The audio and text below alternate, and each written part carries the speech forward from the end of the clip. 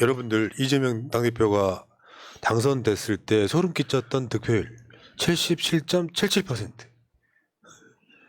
야, 정말 딱 1년 전, 딱 오늘이네요. 민주당 역사상 최고의 득표율로 당선된. 정말 슬롯 머신이었으면 대박 났을 텐데. 진짜 대박. 저런 숫자가 어떻게 나올 수 있는 건지 운명입니다. 오늘로 취임 1년 됐고요. 당시로 한번 돌아가 볼까요?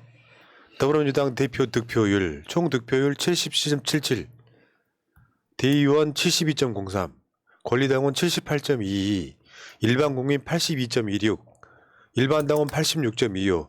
그러니까 국민적으로 가면 갈수록 이재명 지지율이 높아요. 대의원이 그중에 가장 낮아도 70이에요.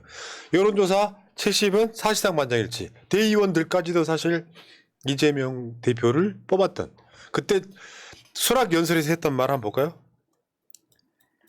재집권을 위한 토대 구축이라는 이 막중한 임무에 실패하면 저 이재명의 시대적 소명도 끝난다는 사직생의 정신으로 임하겠습니다. 지금 그리고 1년 지났다는 이야기죠. 어째 1년 소회를 하면 이재명 대표 대신 한 번씩 말해봐요. 참 빠르네요. 정말 하루하루 너무 큰 사건들이 연달아서 터지니까 사실 그런 감각이 없어지는 듯한, 그러니까 도대체 뭐가 중요하고 뭐가 덜 중요한 것인가, 그래서 내가 얼마만큼 분노해야지 적당한 것인가에 대한 감각이 좀 없어지는 듯한 기분이 들기는 하는데, 그 과정에서 이재명 대표는 또 얼마나 힘들겠습니까? 당 내부의 견제가 이렇게 너무 심하니까 참 안타깝기도 하고 그러니까 안쓰럽기도 하고 그렇습니다. 당대표가 됐는데 대통령이 만나주지도 않고, 그리고 당대표가 됐는데 검찰 조사를 4번이나 받으러 나가셨습니다. 참 1년이 이재명 대표님에게는 참 녹록하지 않았던, 굉장히 힘들었던 1년이 아니었었나라는 생각을 해봅니다. 저는 이재명 대표가 이렇게 생각하고 있을 것 같아요. 지난 1년은 워밍업이었습니다. 앞으로 남은 1년 동안 여러분이 사이다를 마음껏 만끽하실 수 있도록 최선의 노력을 하겠습니다. 그럼 이제 우리는 이제 트림만 하면 되는가요? 그러니까 이런 것도 있죠. 윤석열이 나라를 망치고 있으니까 사실상 심리적 대통령으로서 국정을 뭔가 조금 더 민생 위주로, 경제 뭐 이런 걸로 살펴보려고 해도 상대가 쉽게 표현해서 대화가 되는 새끼가 아니잖아요. 막 난리를 치잖아요. 그러니까 이재명 대표가 민생을 위해 노력했던 건 대부분 다 묻혀버리죠. 민주당이 통과시켰던 거는 거부권 행사하고, 그리고 윤석열이는 제1당 대표를 아직까지도 정식으로 만나지를 않고 있고요. 그러면서 자기가 잘못하고 있는 여러 가지 폭정, 실정 이런 것들을 이재명 수사로 써먹잖아요. 뭔가 분위기가 안 좋을 때마다 이재명 나와, 이재명 나와, 이재명 나와 계속 이지랄을 하고 있잖아요. 그러니까 갑과 을이 바뀌다 보니까 이재명 아무리 노력해도 힘들다. 문제는 민주당 내에서도 마찬가지다. 그렇죠. 그러니까 민주당 내 국회의원들 지금 뭐 170명 가까운 국회의원들이 이재명 대표 지키자 하면 되거든요. 그럼 훨씬 싸우긴 수월할 거예요. 근데 내부에 미친놈들이 또 있어. 숫자는 정확히 모르겠지만 약 30명. 아이스크림 비슷하다고. 그중에 약간 요즘에 정신이 돌아버린 사람 하나 있더라고. 한 명 하나 있는데 지금 분위기 뭐냐면은 민주당의 비명계라고 하는 사람들이 약 30명 정도 되는 사람들이 지금 이재명 쪽으로 돌아서고 있는 분위기예요. 그렇다고. 내가 그걸 하더라고요. 알고 있지. 어. 그중에 한 명만 덮고 다녀야지 현재로. SM. SM? 네. 그래서 지금 윤석열이 조작 수사만 계속 해왔던 거잖아요. 자, 그런데 지금 일본의 폐악질을 합리화하는, 저는 이런 거 있죠. 대표라고 하는, 지도자라고 하는 건 내가 윤석열을 비판하려고 할 때 우리가 김대중 대통령과 노무현 대통령을 지지했던 것도 비슷한 맥락이에요. 저쪽 지도자가 모자라니까 우리 지도자가 더 똑똑해야 되고 더 명석해야 되는 거죠. 근데 실제로 만약에 이재명 대표가 대통령이었다면 어땠을까 싶은 느낌이 오염수 방류 규탄 집회에서 느낌이 오더라고요. 실제로는 저거 있잖아요. 정치인이니까 윤석열 대통령은 어쩌고저쩌고 막 이야기하지만 정말 쌍욕하는 느낌이더라고요. 진짜 글자 그대로 국가의 권리를 스스로 포기한 거거든요. 일본에서 지리적으로 가장 가까운 인접국으로서 가지고 있는 국제법적 지위라는 게 있단 말이에요. 그게 대한민국이기 때문에 가지고 있는 너무나 당연한 권리고 진짜 큰 힘인데 그걸 스스로 포기해가지고 국민들한테 피해를 주고 있는 거 아닙니까? 너무 분노스러운 거죠. 그러니까 그걸 무대 위에서 저렇게 이 점잖은 말로 하는 것도 진짜 큰 고통일 거라고 봅니다. 맞아. 진짜 성질 같았으면은 그냥 쌍욕이 그냥 튀어나와도 진짜 부족한데. 그러니까 우리 같은 성격은 그냥 야 개새끼 한마디 했겠지. 그건 말이 안 되는 것 같고요. 자 어쨌건 이번에 주말 집회를 보니까 이런 게 있어요. 저 인파 한번 보세요. 정말 많이 왔어요. 양쪽 차선 다 텄다 그러면 진짜 어마어마했을 거예요. 오히려 그래서 지금 한 차선만 일부 안 터주고 있는 거거든요. 교통 뭐 핑계 삼아가지고. 문제는 국민들은 여기 구심점을 이재명 대표한테 해달라고 이야기하고 있는 거예요. 윤석열과 싸우는 구심점을 이재명 대표한테 해달라고 이야기하고 있는 거예요. 그래서 언론이나 민주당 내 일부 극히 일부의 사람들이 이재명 사법 리스크를 끄집어내는 겁니다. 사법 리스크가 있으려면 누가 봐도 명백하게 저건 비리가 있네라는 합리적인 정황이라도 나와야 되는 거잖아요. 아무거나 집어 던져가지고 이재명한테 연관이 있는 것처럼 계속 만들고 있는 게 현실이지 않습니까? 그러다 보니까 그런 이상민 같은 사람들한테 마이크를 더 주는 거죠. 자, 집권 1년 4개월 다 되도록 이재명 대표 안 만나고 조작 수사만 했잖아요. 날마다 자료가 나와요. 최근 거 쌍방울 거 한번 볼까요? 쌍방울이 경기도 스마트팜 사업비를 대납했다? 진실 알려주세요. 첫째, 스마트팜 사업은 기자재를 가져가 유리 온실을 지어주는 인도적 지원 사업이지 북한에 직접 돈을 주는 사업이 아닙니다. 둘째, 스마트팜 사업비는 경기도 남북 교류 협력기금 예산 항목 19년 8억, 20년 5억, 21년 5억이 편성됐으므로 사기업에게 돈을 대납시킬 필요가 전혀 없습니다. 셋째, 당시 경기도는 적법한 인도적 지원 사업을 하기 위해 유엔에 유리 온실 기자재 대북 제재 면제를 신청하며 사업을 계속 진행했습니다. 만약 현금 지원 사업이고 쌍방울이 스마트팜 사업비를 대납했다면 대납 후 사업이 끝났을 것입니다. 예. 그 조작수사라고 하는 겁니다. 쌍방울 간부들도 쌍방울 자체 사업을 위한 대북 송금이었다고 이야기하고 있어요. 이걸 갑자기 이재명 방북 비용을 대납했다. 다시 한번 말씀드릴게요. 방북 비용을 대납한 사람을 한 번도 안 만나는 게 있을 수 있는 이야기입니까? 한두 푼도 아니고. 그래서 이걸 조작수사라고 하는 거죠. 이런 상황에서도 내부 총질만 하는 일부 정치인들. 그래서 이재명의 1년이 괴로웠던 거잖아요. 난 이재명의 정치력도 저는 일부 문제가 있을 수 있다고 봐요. 일부. 이재명 대표가 스타일이 좋아하는 사람만 좋아해. 상대에 대해서 잘 안 믿는 사람은 그 사람하고 마음을 여는데 오래 걸리더라고요. 그러니까 MBTI로 치면 I 성향이. 나랑 똑같네. I 성향이 좀 짙어가지고 예 낯가림이 좀 낯가림이 심하다. 심하신 분. 근데 그것만 갖고 확대시키는 사람들이 민주당에 일부 있어요. 친명계들 중에서도. 그런데 일장일단이 있는 거거든요. 노무현 대통령은요, 그럼. 김대중 대통령은요. 그러니까 정치적 성향이나 정무, 스타일. 정치력 이런 거는 누구나 일장일단이 있는데 문제는 이런 게 있잖아. 이재명 사법 리스크를 디폴트 값으로 가져가는 거야. 당연히 있다고 가져가는 거야. 저거를 민주당 내에서 없애줘야죠.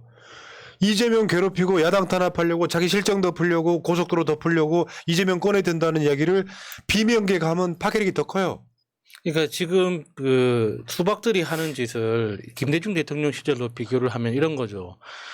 김대중 대통령 당시 김대중 그 당수였죠. 총재가 그러니까 정부로부터 탄압받고 사형 선고를 받았으니까 당에서는 이제 버리자. 지금 그렇게 이야기하는 거잖아요. 근데 그 예전에 민주당은 김대중 총재가 그런 정치적 탄압을 받으면 받을수록 더 똘똘 뭉쳐가지고 싸웠지 않습니까? 정부하고. 근데 지금 민주당은 뭡니까?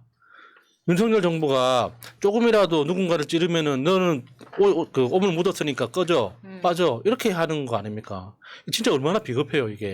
그러니까 사실 아까도 말했던 그 독고다이 하시는 분, 그 사람이 원래 계파도 없고 추종하는 사람도 없고 친구도 없고 그냥 혼자라는 거 아닙니까? 근데 혼자서만 주구장창 저런 이야기를 하니까, 혼자 튀는 이야기를 하니까 공중파에서 계속 불러주는 거예요.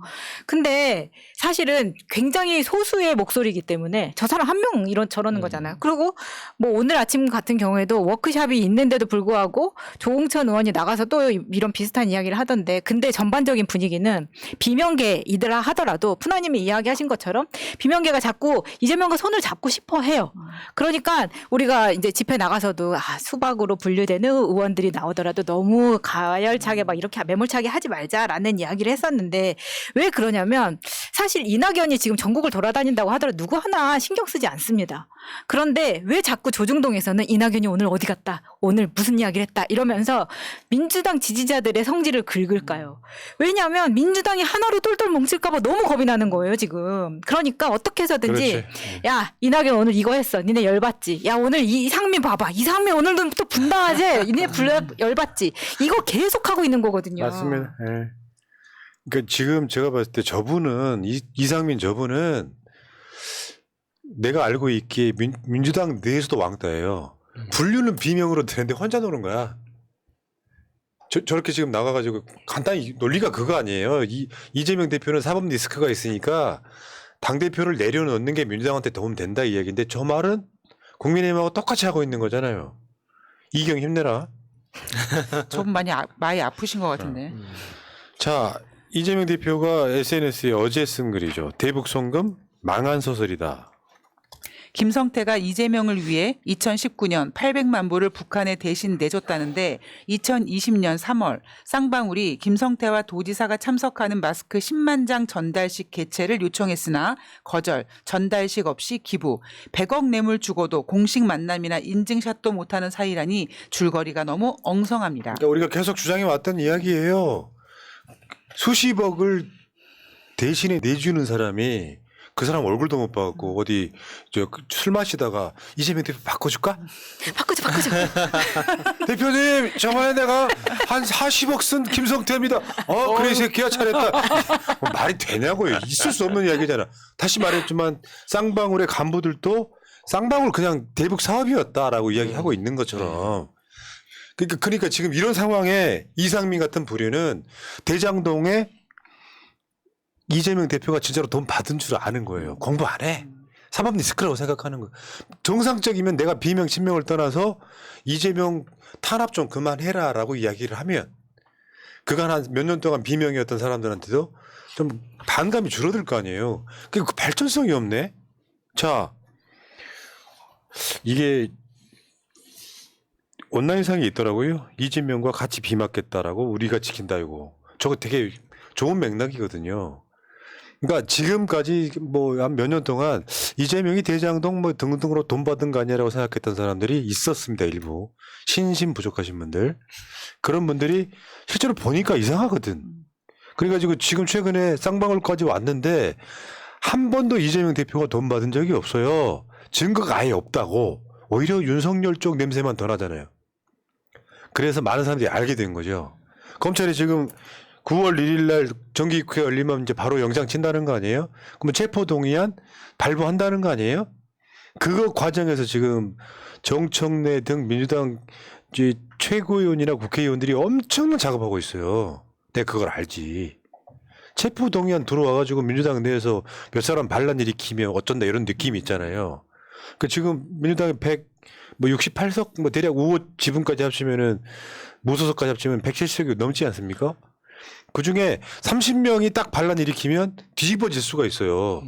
180석 맥시멈으로 보더라도 30명이 딱 반란 일으키면 그 작업들을 열심히 하고 있는 거죠. 사실 아니다 이거.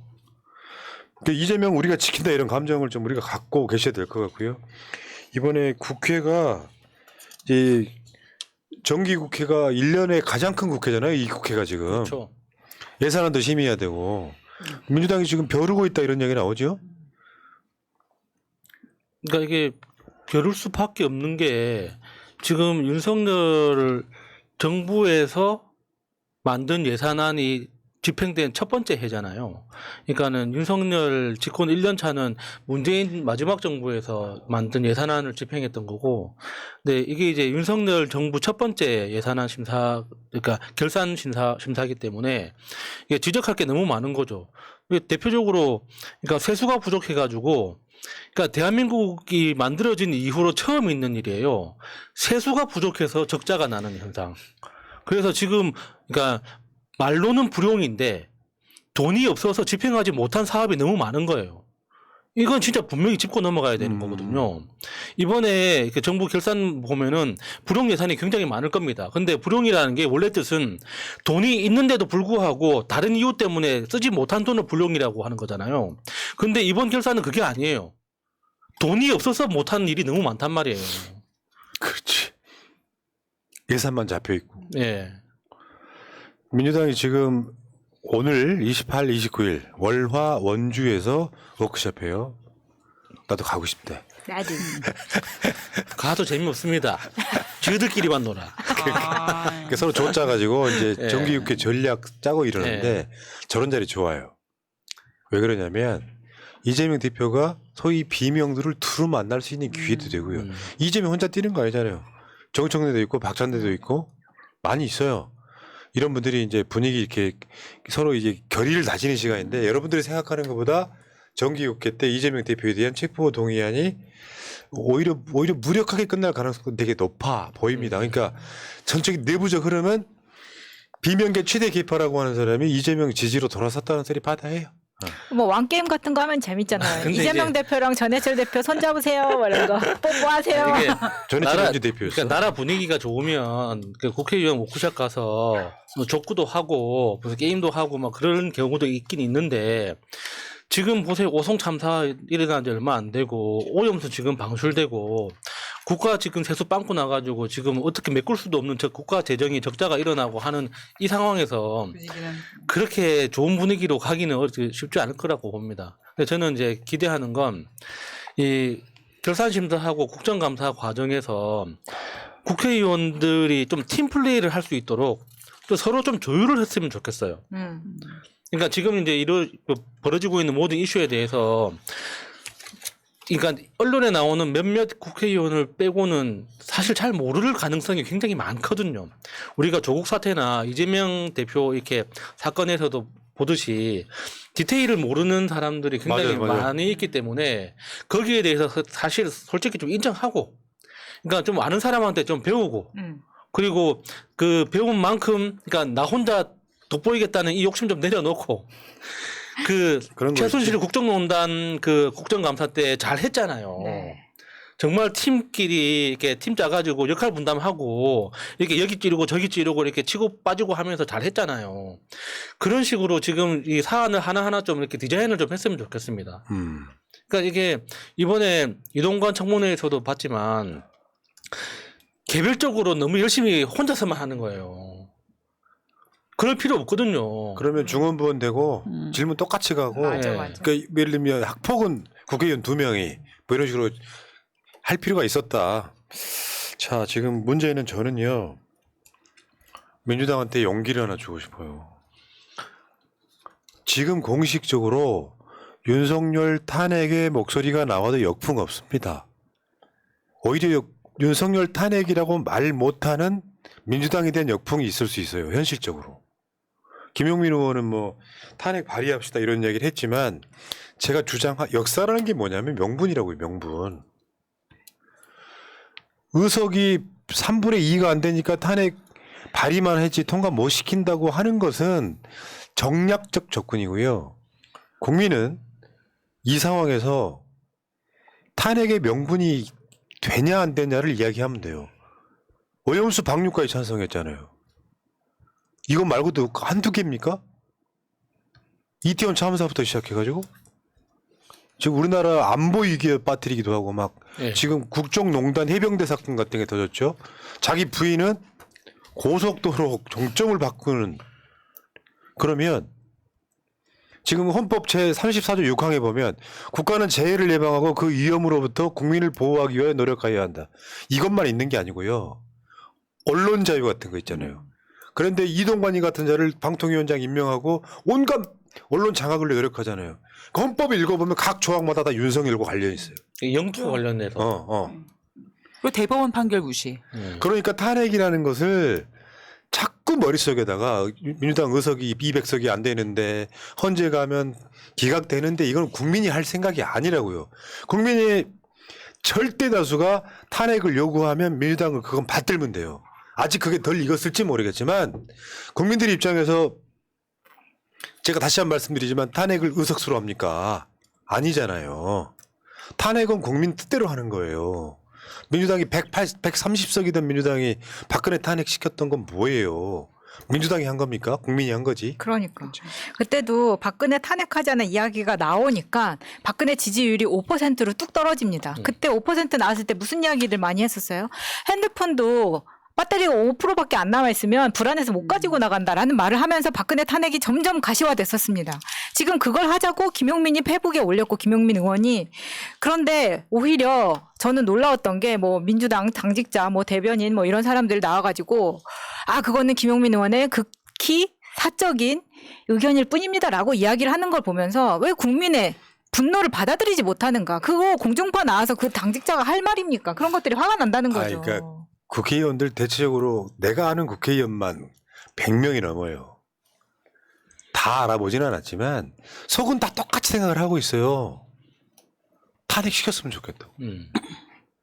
근데 공개적인 이야기를 못하지. 그러다가 하나 둘씩 그의 목소리가 나오고 언론이 받아주고 전체적으로 조중동 같은 데서도요. 지금 우리가 갈라치기 하고 있는 거예요. 조선과 중앙 한편 묶고 동아일보 떨어져 나오고 있어.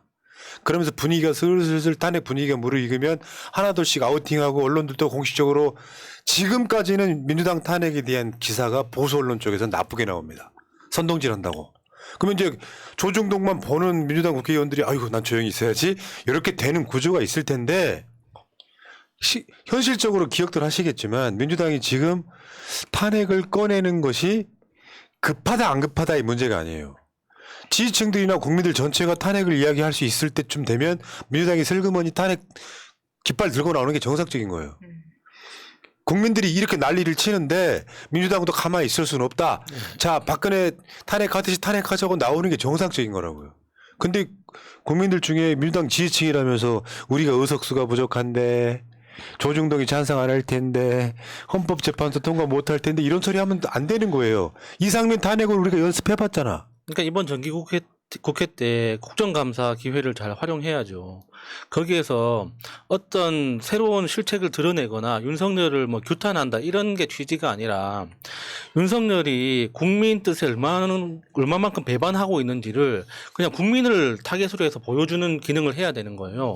보통의 국정감사 하는 것처럼 나 하나 채기 위해서 내가 새로운 정책 하나 발표하고 내가 주목받고 내 조회수 하나 늘리기 위해서 하는 그런 국정감사가 아니라 박근혜 탄핵했을 때 그 국정감사 그러니까 국정조사 때 보여줬던 그런 방식으로 진짜 이번에는 국정감사가 아니라 국정조사를 한다는 생각으로 좀 팀플레이를 하고 역할 나눠서 좀 정밀하게 타격을 했으면 좋겠습니다. 예전에 제가 읽었던 시 중에 이런 내용이 있었습니다. 그대는 시간이 필요하다고 했나요? 그대가 시간이 필요할 때 나는 그대가 필요했습니다라는 시가 있는데 그거를 민주당에다가 해준다면 민주당은 시간이 필요하다고 했나요? 민주당이 시간이 필요할 때 국민은 탄핵이 필요했습니다라는 이야기를 꼭 민주당에게 해주고 싶습니다. 아유, 훌륭한 얘기예요. 자, 그래서 탄핵은 이게 탄핵 사안이 되냐 안 되냐로 판단을 해야지 숫자 이런 이야기는 국민이 할 필요 없고요. 우리는 주구장창 외친 다음에 이재명 대표 참여하는 행사에서도 지금 윤석열 탄핵 얘기가 가장 큰 목소리로 나오고 있잖아요.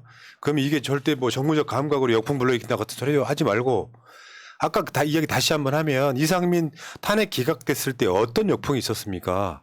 국민은 이미 이상민이든 윤석열이든 탄핵시켜달라고 말하고 있는 그 모양새라고 봐요. 네. 전혀 역풍 없었거든요. 그러니까 연습 한번 해봤잖아.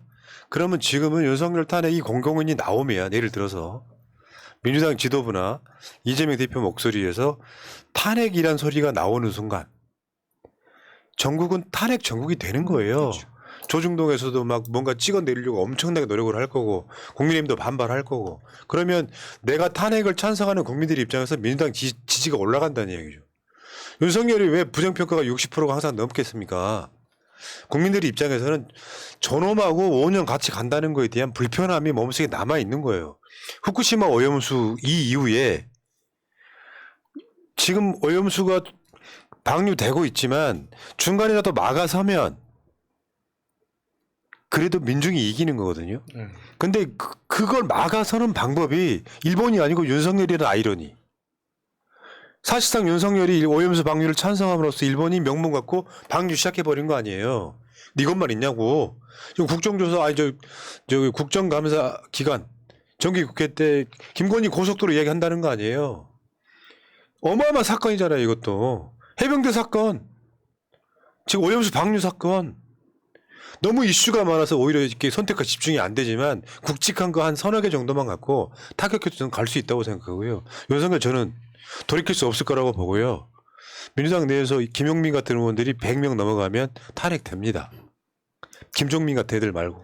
혹시 국민들 중에서 그냥 자연적으로 사라지길 뭐 이렇게 자연사를 원하시는 분들이 계실지 모르겠는데 그냥 그건 그거고 예, 탄핵은 탄핵대로 해야 된다고 생각합니다. 자, 유일한 방법은 지금 현재로서는 탄핵밖에 없다. 외치긴 해야 된다. 국민이 눈치 볼 건 없다. 계속 민주당 의석 이야기 하시는 분들은 우리 지지층 아니라고 저는 확신합니다. 의석이 적은 것도 아니야. 역대로 가장 많은 의석이 아직도. 그래서 예를 들어서 한번 해봅시다. 탄핵 발의가 됐어요. 그리고 헌법재판소로 가요. 근데 진짜로 기각돼. 그러면 민주당이 모자라서 역풍 맞을까요? 아니면은 국민들이 총선에서 밀어주자고 할까요? 200석 채워주자고 할까요? 저는 윤석열에 대한 그 어마어마한 부정평가가 민주당을 더 밀어줄 거라고 봐요. 제가 알고 있기는 민주당 국회의원 다 생각하고 있다니까요. 탄핵이라는 글자를 갖고 있어. 밖으로 안 꺼내고 있는 거지. 여기까지 하겠습니다. 지금 땡.